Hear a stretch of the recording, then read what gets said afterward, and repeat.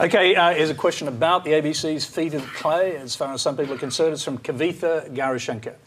Yeah, thanks, Tony. My question is completely different. Does the panel think that humor and satire should be part of important news bulletins?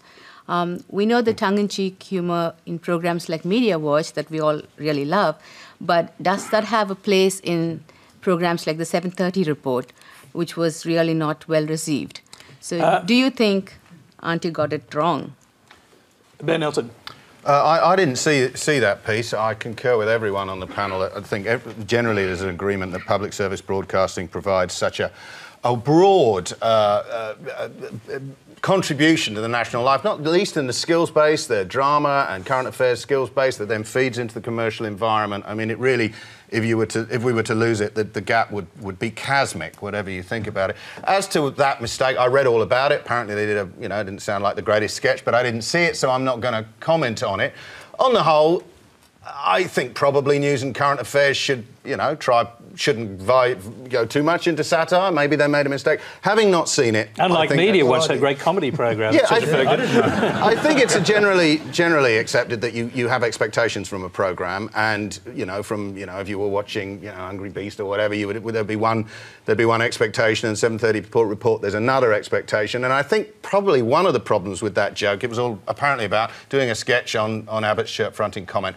I think the problem probably was that it was already so old. I mean, everyone had kind of formed an opinion on it. Everyone had made their jokes. It was kind of, clearly he'd either, made a silly slip of the tongue, which he regretted, or he was a Neanderthal, whatever. People had their various opinions, but it wasn't. I didn't sound like it was 82. And you said, incidentally, Mark, I mean, it's a Tony hate-faced or whatever, and I wish, in a way, it hadn't got so passionate. I mean, climate change is such a passionate subject. We are talking about the future, and we do know that the spirit of Australian politics currently has calmed down a lot since the Julia hate-faced, which was really a national sport in large sections of the media. Now, come on, you can't deny that. It really was a feeding frenzy.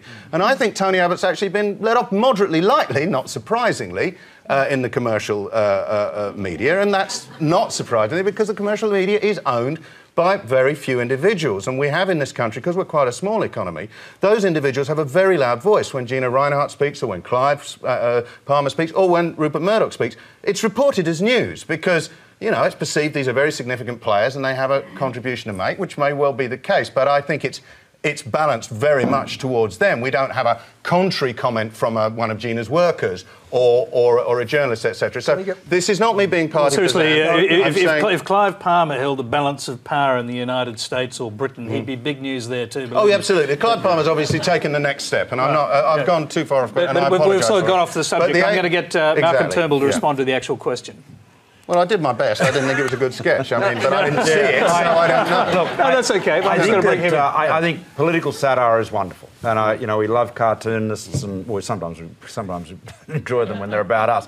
But I think political satire is wonderful. I thought that sketch on 7:30 was, firstly, not funny. B, MH17 is actually not something to be making a joke about. I thought it lacked taste there. And the other thing was it was frankly confusing because if you turned on halfway through it, after Lee Sales had said this is a bit tongue-in-cheek, or I think she introduced it with that, you could be excused for thinking it was, you'd be puzzled as to know whether it was a satire or not. And I think, Bruce Gyngell's, the first face on television, great old friend of mine, Bruce said to me, the problem with TV is everyone thinks they're a programmer, and that I've always tried to avoid giving advice on programming. So now I'm going to break that rule. I think that Clark and Dorr, on the other hand, work better because it is quite clear, it's sort of cut, now we're into a satire. And I think when you stick it into the middle of a current affairs, serious news format and the most prestigious current affairs, most widely watched current affairs program in the country, I think it hit all the wrong notes. But again, that's just my opinion. And Jonathan Holmes, what do you think? Because obviously it didn't sort of stop with Malcolm Turnbull commenting on it. I mean, there's been widespread comment across the and look, I'm not a programmer, but I was an executive producer of 7:30 Report at one stage. I don't think it's a good idea. I think you're absolutely right, Malcolm. If you're going to have satire, and when that sort of programme started with This Day Tonight, way back in the 1960s on the ABC, they had it all the time. They got away with most outrageous undergraduate humour you'd never get away with today. But we have the satire separately now. Sean McAuliffe does it, and The Chaser does it, and The Roast does it. We don't put it into the 7:30 report, and if you're going to do that, you've got to really signpost it. You've got to say, well, we're going to try something new now, and it's going to be a special segment, and we've got this new reporter, and we're going to be funny, and we hope we are very funny. But you don't just slide it into the show and with Lee Sales looking embarrassed. It was just, Doesn't it kind of prove Malcolm's point that actually people do have very, very high expectations? I mean, this one incident has been very, very widely discussed, and in the context of cuts, Can I say one other thing, though, Malcolm? And I don't think it's a sign, as many it's many one people incident. have said, it's a sign of bias. Yeah. The fact that Tony Abbott was targeted, Prime Ministers are always targeted by political satire. I don't think that meant anything. Sally Neighbour, who's the executive producer, who made that decision, she's an extraordinarily respected journalist. She's a multi-award winner. She used to write about Islamic terrorism for The Australian regularly for years. To say that she is some sort of mad lefty is complete nonsense. All right. Let's hear from Sarrah. And I mean, you've got Andrew Bopp. You don't advertise him as satire. I'll take that as a comment. I think the most offensive thing about that skit on 7:30 was that it was deeply unfunny, and it went on for several minutes as well. If you're going to waste everyone's precious time on a national flagship current affairs program like that with something that isn't funny, isn't insightful, isn't speaking at any level in terms of entertainment or information, then keep it really quick. I have a slightly different view in that I actually don't think that satire and serious television are incompatible. I think there is a forum there to take things a bit lightly, but I also think in terms of some of the speculation that the government should investigate and this should be referred to people to look into and, wrists should be slapped. No, I think probably the 7:30 editorial team have hopefully listened to this. They've realised that it was very tone deaf. They should be coming out with something a lot better than that. And it's subjective. I thought it was terrible. Just don't repeat it. I'm sorry that on a serious current affairs show like this I made the satirical comment about Andrew Bolt. Now, Tanya Plibersek. It's all been said.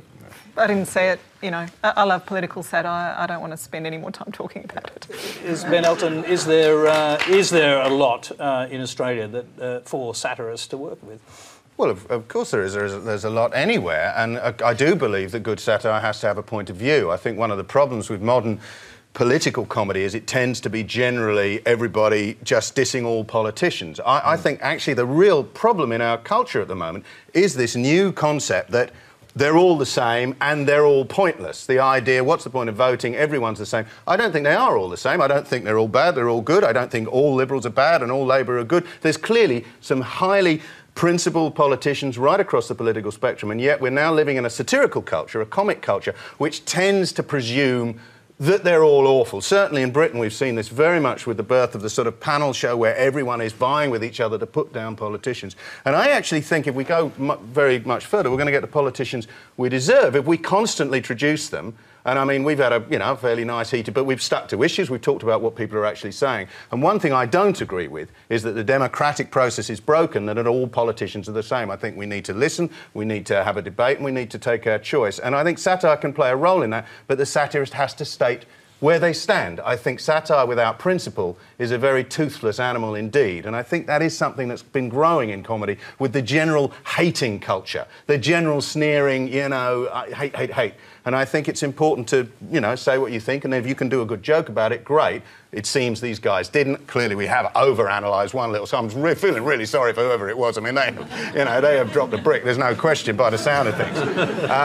But my view is that satire, I agree, has a real place in the political debate, but it should be based on principle, whatever side. P.J. O'Rourke is a very funny man. He's a Republican. He has very, very much of right-wing views, but he's a great writer, very funny writer. He tells you what he's thinking and he makes a good joke about it. I like to think I try and do that sometimes when I'm trying in the same game.